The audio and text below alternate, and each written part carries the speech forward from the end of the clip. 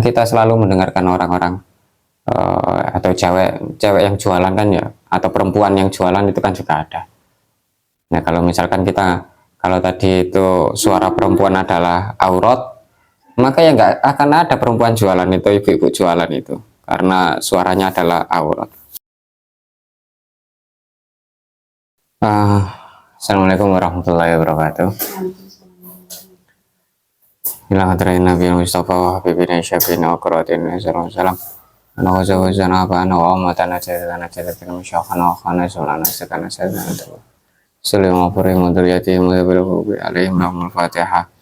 A'udzu billahi minasyaitonir rajim. Bismillahirrahmanirrahim. Alhamdulillahirabbil alamin arrahmanir rahim maliki yaumiddin. Iyyaka na'budu wa iyyaka nasta'in ihdinas siratal mustaqim. Siratal ladzina an'amta 'alaihim ghairil maghdubi 'alaihim waladdallin. Amin. Sekarang kita sampai pada bab sunnah shalah, melanjutkan pertemuan Rabu yang kemarin. Sunnah shalah, sunnah dalam sholat. Ini kalau mu'alif Muhammad bin Ahmad bin Umar Asy-Syatiri langsung bahas sunnah-sunnah dalam sholat.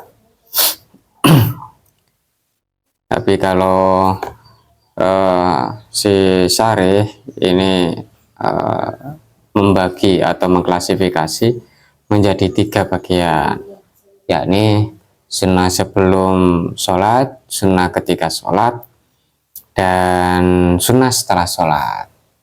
Kayaknya kita mulai dari syarahnya dulu ya, dari yang sunnah sebelum sholat. Sunnah sebelum sholat itu diantaranya di sini kata si Syarih itu ada adzan, ada iqamah, ada lagi pakai siwak, terus wa husnul hay'a fil libas, memakai pakaian yang layak, milih tempat yang layak, yang sekiranya tidak mudah terganggu oleh orang-orang lain yang lalu lalang gitu kan. Tuh, milih tempatnya. Jadi seenggaknya ada 4 itu. Adzan, bagaimana kalau cuman kelompok-kelompok perempuan? Adzannya perempuan boleh nggak? Ya laki-laki khilaf, namanya juga fikih ya. Tapi seenggaknya nggak adzan. Walaupun ada yang memperbolehkan adzan, yang nggak memperbolehkan adzan kan karena ditakutkan fitnah ya, terjadi fitnah atau terjadi fitnah itu ya, fitnah, malapetaka, bencana, atau semacam cobaan, godaan, menjadikan yang lain menjadi tergoda. Tapi bagi yang memperbolehkan, alasannya ya sudah menjadi keniscayaan orang itu berbicara, baik cowok maupun cewek. Kan kita selalu mendengarkan orang-orang atau cewek yang jualan kan ya, atau perempuan yang jualan itu kan juga ada. Nah kalau misalkan kalau tadi itu suara perempuan adalah aurat, maka ya nggak akan ada perempuan jualan itu, ibu-ibu jualan itu, karena suaranya adalah aurat. Takoni meneng wae hingga bahasa isyarat. Jadi itu bagi alasan orang-orang yang membolehkan. Termasuk juga ya juzu lil mar'a al-ghina, nyanyi-nyanyi juga boleh. Itu bagi yang memperbolehkan. Nah kalau seperti itu boleh, kenapa adzan nggak boleh? Itu kan sama-sama bersuara. Tapi contoh yang demikian itu bagi ulama yang tidak memperbolehkan adzan, ini namanya al-qiyas ma'al farid. Al-qiyas ma'al farid. Jadi semacam kayak paradoks, seakan-akan benar tapi sebetulnya keliru. Seakan-akan benar kan tadi menyamakan itu kan kayak menjadi keniscayaan bisa bersuara di mana saja gitu kan, termasuk dalam adzan, kayak akan benar, tapi sebetulnya kata si ulama yang tidak memperbolehkan adzan itu namanya paradoks, seakan-akan benar Tapi sebetulnya keliru. Kenapa? Karena ada perbedaan di dalam kebiasaan. Yang satunya adzan itu kan dalam hal ibadah. Jadi satunya dalam hal ubudiyah, satunya dalam hal kebiasaan sehari-hari. Makanya di situ al-qiyas ma'al farid. Jadi seakan-akan benar, tapi sebetulnya enggak. Nah, itu tadi adzan bagi sesama cewek ya. Begitu juga ketika cewek ngimami sama cewek boleh, asalkan tidak terjadi fitnah, enggak terjadi fitnah dalam sholat-sholat jahar. Oke, itu yang sunnah-sunnah sebelum sholat ya, pakai siwak. Laki-laki pakai siwak. Pentingnya mulut, karena semua penyakit ya masuknya lewat mulut ya, maksudnya lewat mulut, lewat gigi. Oke, sekarang kita masuk ke matan ya. Kita masuk ke matan karena ini yang menjadi pembahasan utama dalam kitabnya. Sunanus sholah katsirotun minha. Jadi sunnah-sunnah dalam sholat itu banyak, diantaranya katsirotun, banyak. Katsirotun, banyak. Diantaranya minha raf'ul yadain. Raf'ul yadain inda takbiratil ihram. Terus wa indar ruku, wa indar raf'i minhu, wa indal qiyam minat tasyahud al-awal. Jadi mengangkat tangan dalam 4 kondisi. Pertama takbiratul ihram. Cowok ya seirama lah, maksudnya seirama sesuai dengan ini apa namanya?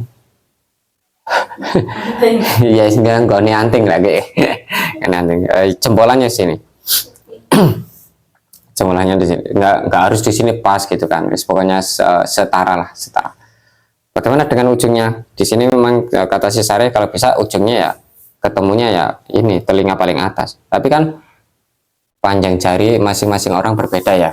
Panjang jari masing-masing orang berbeda. Jadi yang penting patokannya di ini ibu jari, di jempol. Yang penting ibu jempol ini sudah setara dengan telinga, itu sudah masuk kesunahan. Diangkat. Nggak usah konek, pokoknya ngangkat mana, semua ngangkat tangan, ngangkat tangan, ngangkat tangan, takbir, ngangkat tangan.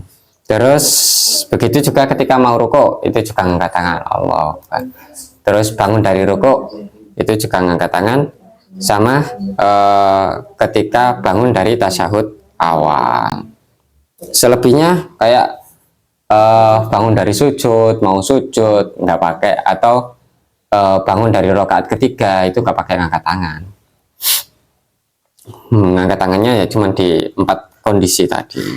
Terus kesunahannya ada di situ. Selebihnya ya lawan dari sunnah, makruh. Lawan dari sunnah ya makruh. Kepinginnya biar kelihatan banyak kesunahan. Akhirnya mari sujud ngangkat tangan, enggak juga, itu malah justru makruh. Habis rakaat ketiga berdirinya ngangkat tangan, itu malah makruh. Jadi cuman dalam 4 kondisi itu yang ngangkat tangan. Terus selanjutnya adalah wadu'aul istiftah. Wadu'aul istiftah, membaca doa iftitah. Kabir alhamdulillah kasir wa subhanallah wa wasilah dan seterusnya, itu menjadi kesunahan apabila memungkinkan kondisinya. Kalau misalkan imam sudah mau rukuk ya nggak usah baca doa iftitah, lebih baik baca al-fatihah karena yang menjadi rukun adalah al-fatihah, sedangkan doa iftitah hanya sebatas sunnah. Kalau memungkinkan baca iftitah ya membaca doa iftitah, kalau nggak memungkinkan ditinggalkan aja. Mending lebih baik menjalankan rukun-rukunnya. Wa ta'awudhu, dan membaca ta'awud, a'udzubillahi minasyaitonirrajim. Jadi sebelum baca al-fatihah, sebelum bismillah, a'udzubillahi minasyaitonirrajim, membaca ta'awud tapi sirron, ta'awudnya sirron. Karena apa? Karena fa'idha qara'tal Qur'an fasta'id billahi minasyaitonirrajim. Sebelum baca Al-Quran itu maka kita diperintahkan untuk membaca fasta'id billah, untuk meminta pertolongan pada Allah, dijauhkan dari keburukan. Jadi membaca ta'awud. Terus selanjutnya takmin, membaca amin. Kalau bisa berbarengan dengan iman ya. Imam berbarengan dengan imam, agar para malaikat itu para malaikat dan jin itu juga mengamini. Karena yang sholat enggak, aminnya. Aminnya. Ya, aminnya bareng. Iya, bagaimana dengan Al-Fatihah? Kalau Al-Fatihah menurut mazhab Hanafi, ketika jahar itu enggak enggak wajib baca Fatihah, karena perintahnya kan iya, karena perintahnya di situ, fa idza quri'al qur'anu fastami'u lahu wa ansitu, diam kan, la'allakum turhamun. Jadi iya, amin doang. Itu kalau Abu Hanifah mazhabnya. Bagaimana dengan Imam Syafi'i, atau mazhab Syafi'i? Perintah itu berlaku untuk selain sholat. Ketika sholat, maka tetap baca Al-Fatihah, karena memang sunnah. Asy-Syafi'iyah qalu yusannu qira'atuhu qala fil bajuri wa huwa mustahabbun fil fardhi wan nafli lil munfarid wal imam wal ma'mum wa insyara al imam fil Fatihah. Jadi hanya sunnah untuk membaca Al-Fatihah tadi ketika sholatnya itu adalah sholat jahar, sunnah. Tapi kalau bisa memang harus membaca Al-Fatihah kalau Syafi'iyah. Karena apa? La sholata liman lam yaqra bi Fatihatil kitab. Iya, setelah imam itu maksudnya bukan berarti nunggu imam amin terus baru baca Al-Fatihah, enggak harus. Misalkan imamnya sudah baca bismillah ya, bismillahirrahmanirrahim, kita terus imamnya melanjutkan ke alhamdulillahirabbil alamin, kita membaca bismillahirrahmanirrahim, kan nggak mendahului. Iya, gitu nggak apa-apa, kan nggak mendahului. Terus imam maliki yaumidin, kita alhamdulillahirabbil alamin dan seterusnya. Itu kan nggak mendahului, dan itu bisa, boleh. Jadi aminnya nanti ngasih jeda untuk amin bersama,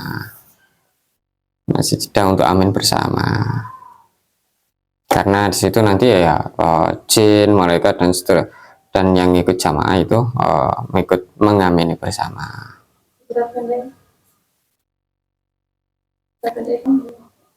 Terus habis amin wa qira'atus surah fi maudhi'iha, dan membaca surat pada tempatnya. Maksudnya pada tempatnya ya ketika sholat jahar kan, atau di 2 rakaat pertama.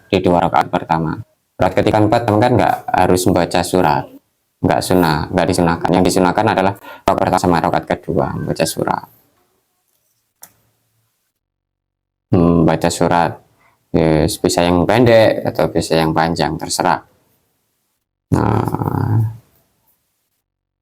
Terus selanjutnya wal isror wal jahru fi maudhi'ihima, menempatkan yang sholat sir yang berarti nggak mengeraskan suara. Kalau sholatnya sholat jahar ya mengeraskan suara. Sholat sir itu duhur sama asar. Sholat jahar itu maghrib, isya, subuh. Jadi maghrib, isya, subuh itu jahar, mengeraskan suara pada 2 rakaat pertama. Sedangkan kalau sir itu nggak harus mengeraskan suara.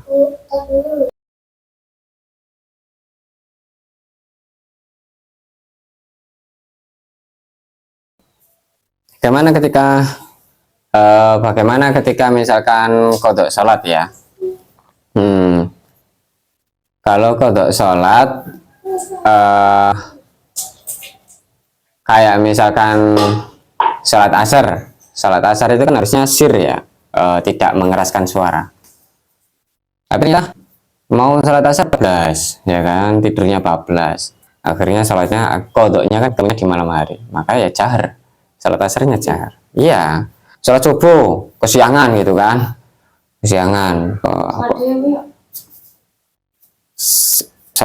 sholat dewe, sholat sendiri ya kan Oh, sholat sendiri ya. Kalau kan ini kan konteksnya jamaah. Bagaimana ada ketika subuh, apalagi ketika apa namanya santri-santri ya, itu namanya mas santri. Bangunnya kesiangan gitu kan. Nah, sholat subuh yang seharusnya jahar karena kesiangan, maka ya misalkan sampai sholat duha yang sudah harus sir, tidak mengeraskan suara, maka ya tidak mengeraskan suara. Ya, sholatnya tidak mengeraskan suara. Kalau sholat sendiri itu di sini kemarin antara jahar sama sir. Jadi setidaknya kedengaran oleh diri sendiri, Jadi ketika bersama, kalau untuk SDM tadi sholat subuh di siang hari gitu kan. Maka yang semacam itu di sini tidak mengeraskan suara sekali duha gitu kan. Tidak usah mengeraskan suara karena qalu al ibratu bil waktu. Jadi standarnya, ukurannya adalah waktunya. Faman fatathu sholatu zuhri, ini zuhurnya yang 14 gitu kan. Waro darqatu halan, kepinginnya ngotok di malam hari. Jahharo bil qiraah, maka mengeraskan suara. Tapi waman fatathu sholatul isya waro darqatu naharon asarra. Jadi orang yang kebablasan isaknya sampai pagi gitu kan, maka cara mengkodoknya adalah disirrikan, tidak dikeraskan suaranya, tidak dikeraskan. Ya gitu. yang rawan itu biasanya santri itu baru kesiangan gitu kan, kesiangan subuh. Diobrak ketika ada keamanan keliling gitu kan, dia memilih untuk meninggalkan sholat dan berpura-pura kayak selesai sholat juga, kayak habis sholat jamaah. Ini takut keamanan, nggak takut pada Gusti Allah. Kan seharusnya tetap aja ke kodok gitu kan. Waktu ya kok ngapain takut keamanan? Keamanan disuruh bersih sehari 2 hari. Tapi kan itu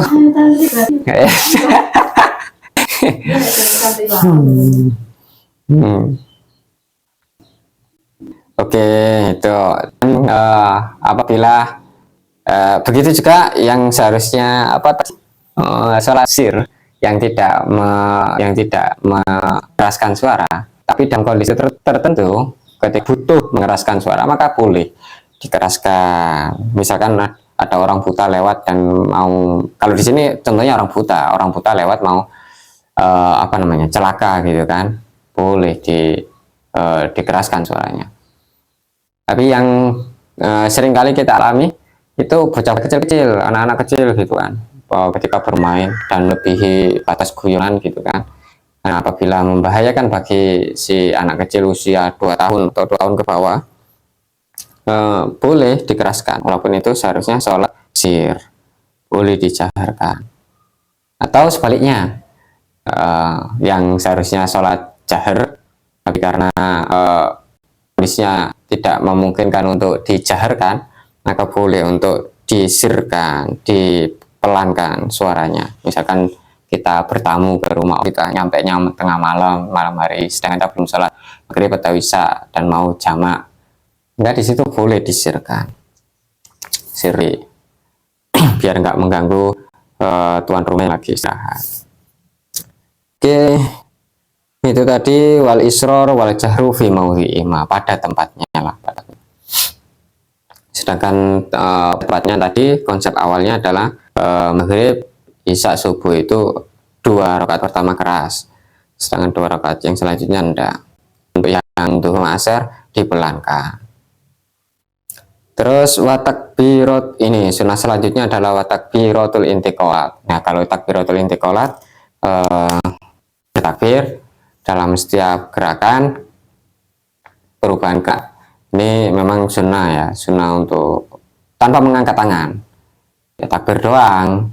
Tapi kan yang mengangkat tangan kan sudah dalam 4 kondisi. Ini takbir, semua gerakan butuh takbir kecuali bagi dari rukun sami Allahu liman hamidah.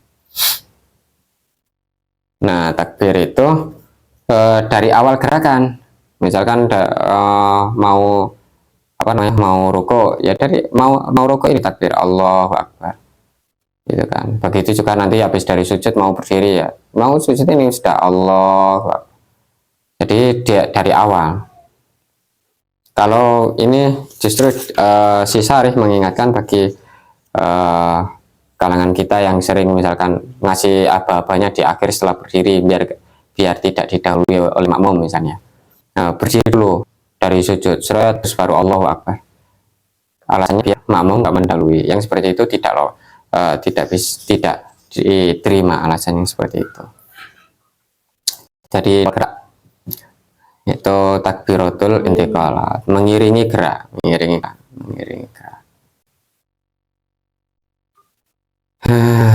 Selanjutnya sunnah yang selanjutnya wa nadhru maudhi sujud, melihat tempat sujud itu juga menjadi sunnahan. Imam Ramli sama melihatnya memang melihat tempat sujud, melihat tempat sujud. Ibnu Hajar dan Imam Ramli mengambil kaul yang ini melihat tempat sujud itu kesunahan. Bagi yang lain mengatakan kalau berdiri dalam kondisi memang melihat tempat sujud itu kesunahan. Nanti ketika rukuk melihat jempol kaki, kaki. Nanti kalau misalkan rukuk nadhru ila maudhi ya, melihat kaki. Kalau nanti duduk melihat dengkul. Apa dengkul itu? Lutut. Nah, melihat lutut itu kalau duduk. Kalau tasyahud yang melihat jari telunjuk ini. Sedangkan ketika sujud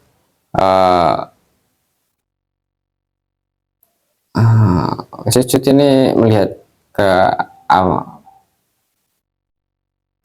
di ketangan yang lain. Kalau sujud melihat dada.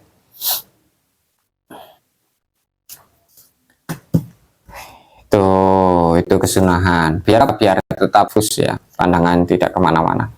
Apakah boleh memejamkan mata? Boleh. Justru bagi orang yang bisa khusyuk ketika memejamkan mata, maka disunahkan memejamkan mata.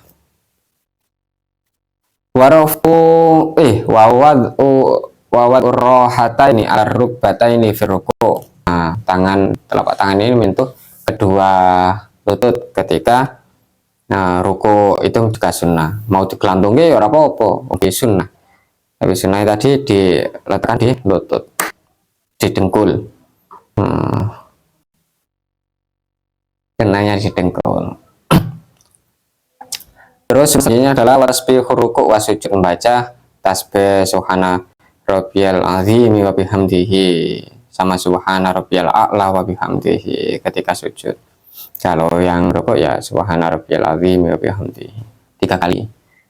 Ini boleh, enggak makruh karena kesunahannya ya selain 3 kali juga untuk memperingan. Man amma bin nas fal yukhaffif fa inna fihim adh-dhaif wal marid badal hajah. Hadratur Rasul begitu. Jadi ketika menjadi imam itu hendaknya meringankan. Karena diantaranya ada orang yang lemah, ada orang yang papah itu lemah ya. Ada yang sakit dan orang yang mempunyai hajat. Jadi disunahkan cepat. Terus selanjutnya wal iftirash. Itu juga sunnah fi kulli julusin lam yu'aqibahu salam. Jadi dalam duduk kecuali duduk yang mau salam, itu adalah duduk iftirash. Itu juga kesunahan. Duduk iftirash itu satu kaki nekuk begini. Itu boleh duduk iftirash satu, begitu juga boleh. Ditelengkupkan begini dua-duanya, ditopuk ini, itu juga duduk iftirash. Atau ditekuk dua-duanya begini kakinya, itu juga duduk iftirash. Ketika-tikanya boleh. Kalau Imam Syafi'i ya ini memang semuanya Syafi'i, tapi Imam Syafi'i lebih condong kalau bisa menghindari yang ditekuk dua-duanya, karena itu seperti duduknya anjing ya.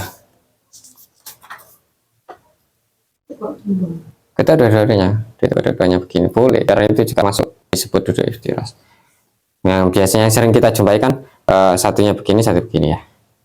Satunya tidur, satunya nekuk. Atau ditekuk dua-duanya, ini juga sering kita jumpai dan itu boleh dua-duanya. Itu duduk iftirash. Nanti itu nah, apakah boleh pakai tawaruk? Ya boleh, nggak membatalkan sholat. Tapi sunnahnya pakai duduk iftirash. Terus yang watawaruk fi ma yu'abuhu salam, juga duduk tawaruk ini, duduk tawaruk itu duduk yang mau salam, kaki keluar melewati betis ya, sininya nekuk ya, itu namanya duduk tawaruk, itu kamu salam doang. Sunnahnya begitu. Apakah boleh nggak pakai duduk tawaruk? Boleh, karena ini cuma sunnah. Kalau ingin dapat sunnahnya ya pakai duduk tawaruk.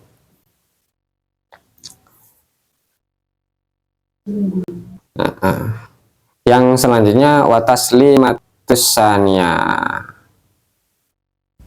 salamnya kedua. Kalau salam yang pertama memang rukun ya, sedangkan salam yang kedua itu sunnah. Wal iltifat fi tasli mata ini yaminan al-ula wa shimalan. Noleh ini sunnah, jadi nggak noleh pun nggak apa-apa. Salah nolnya, iltifatnya. Salamnya tadi kan salam yang pertama itu rukun, salam yang kedua sunnah. Kalau nolehnya, nah nolehnya ini sunnah. Nggak noleh nggak apa-apa. Kalau yang ke kanan itu menghadap ke depan sama ke samping ya, sama ke samping.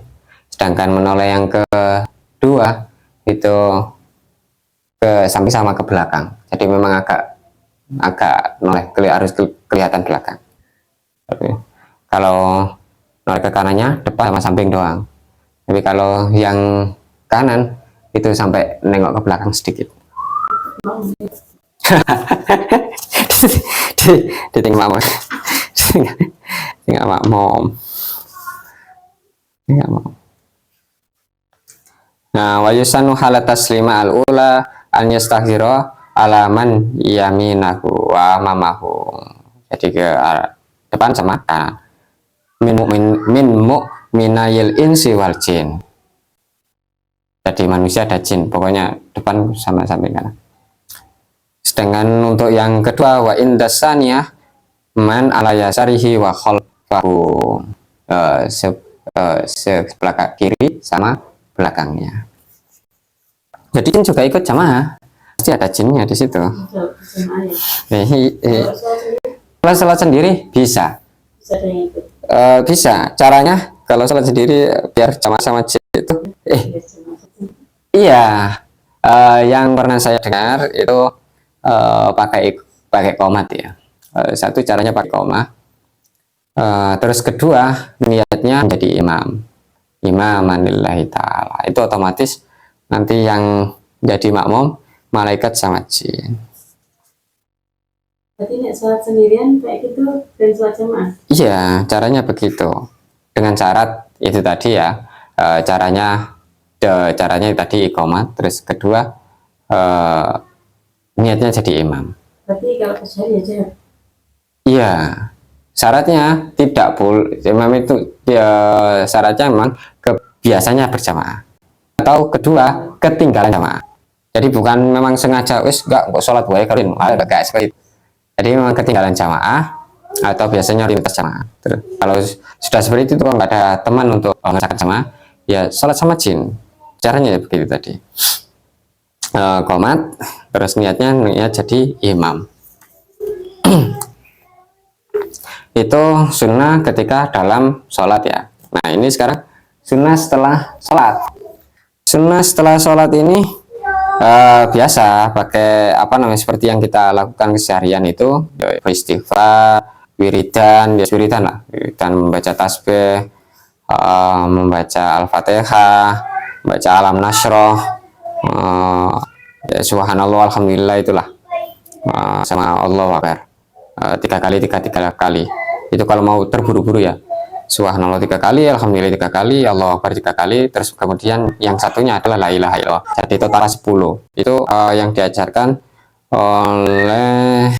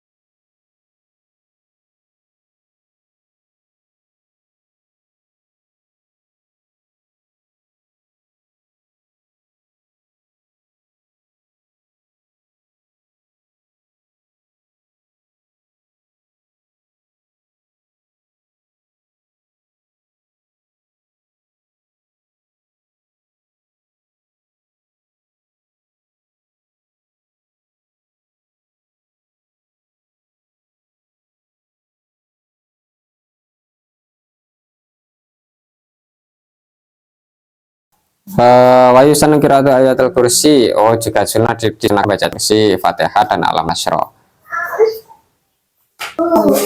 Pokoknya wiridan lah. Itu biasanya kita kita lantunkan setelah sholat. Juga kalau sebagai imam, maka menghadap ke, kalau sebagai imam itu menghadap ke kanan gini ya, menghadap kanan. Jadi wajahnya yang kanan ini menghadap ke makmum, wajah yang sebelah kanan menghadap makmum, yang sini yang kiri menghadap ke pengimaman. Dia habis ngimami, sunnahnya ya begini.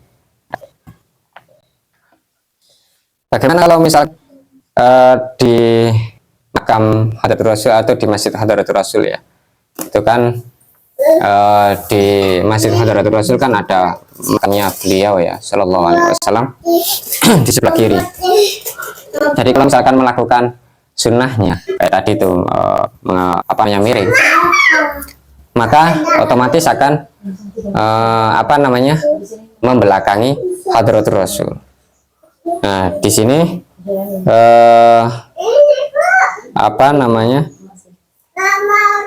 mana yang lebih diutamakan? Apakah perintah atau perintah artinya menjalankan perintah, menjalankan sunnahnya Hadratul Rasul tadi, ataukah menjaga adab? Mana yang lebih utama? Imtisalul amri aula amsulukul adab. Jadi menjaga perintah, menjaga sunnah tadi yang diajarkan oleh Hadratul Rasul, menjadi miring ke kanan begini, sebelah pipi ke arah makmum dan sebelah kiri ke arah pengimaman, ataukah menjaga adab? Nah, kalau yang demikian, Ibnu Hajar berpendapat bahwasanya menjalankan perintah itu lebih utama daripada menjaga adab. Tapi ketika Ibnu Hajar ini diundang dan disuruh diminta untuk menjadi imam ya, untuk menjadi imam di Masjid Nabawi, di masjidnya Hadratul Rasul, tapi ternyata beliau tidak melakukan itu. Beliau justru menghadap ke arah makmum. Jadi memang berarti menghadap ke arah makmum. Makamnya Hadratul Rasul ada di sebelah kanan, sedangkan langsung berhadapan dengan makmum. Jadi tidak membelakangi Hadratul Rasul. Nah, ketika ditanya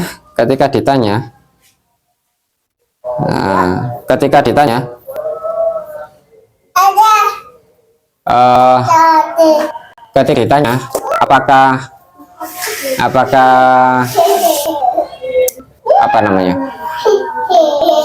ketika ditanya kenapa beliau kenapa beliau menjawab bahwasanya menjalankan perintah itu lebih utama daripada menjaga adab, sedangkan dalam tindakan beliau lebih mengutamakan adab daripada menjalankan perintah. Jawabannya Ibnu Hajar, dzalikal qaul wa hadzal amal. Itu pendapat, sedangkan amaliyahnya seperti ini. Artinya apa? Artinya beliau lebih menjaga adab, lebih menjaga etika daripada memegang teguh pendapatnya tadi. Tadi kan beliau Ibnu Hajar kan mengatakan bahwasanya menjalankan perintah itu lebih utama daripada menjaga adab.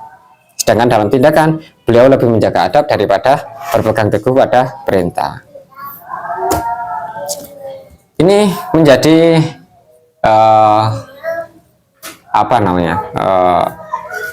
konteks yang menarik ya. Kayak misalkan dalam fikih kan yang berpendapat yang mengikuti mazhab Syafi'i, itu kan auratnya perempuan itu kan telapak tangan sama wajah ya, tapi dalam keseharian ternyata enggak. Perempuan Indonesia ternyata enggak. Ya madhara minha, ya biasanya ya kakinya juga kelihatan. kakinya kelihatan, wajahnya kelihatan, sama tangannya kelihatan. Jadi pendapatnya berbicara seperti itu, tapi amaliyanya berbeda pendapatnya. Dan iya ada ya tradisi. Biasanya seperti itu. Jadi antara pendapat sama amaliyanya ada apa namanya? Ada pengambilan sikap yang berbeda.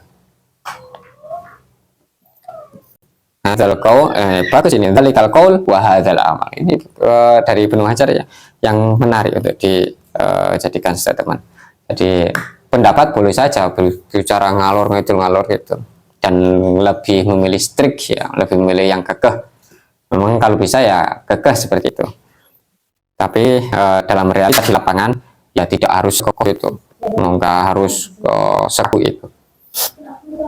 Dzalikal qaul wa hadzal amal. Kayak Abu Hanifah juga begitu.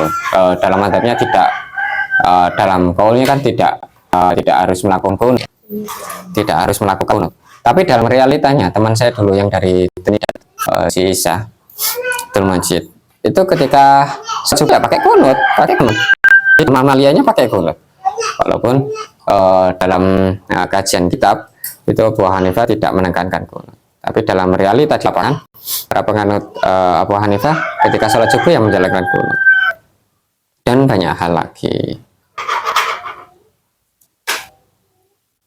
Itu yang bisa kita kaji pada pertemuan hari ini. Semoga apa yang kita kaji bisa bermanfaat untuk kehidupan kita sehari-hari dan bisa menyelamatkan kita di dunia dan akhirat. Allahumma fa'alna bima 'allamtana innaka antal alimul hakim. Subhana rabbika rabbil izzati amma yasifun.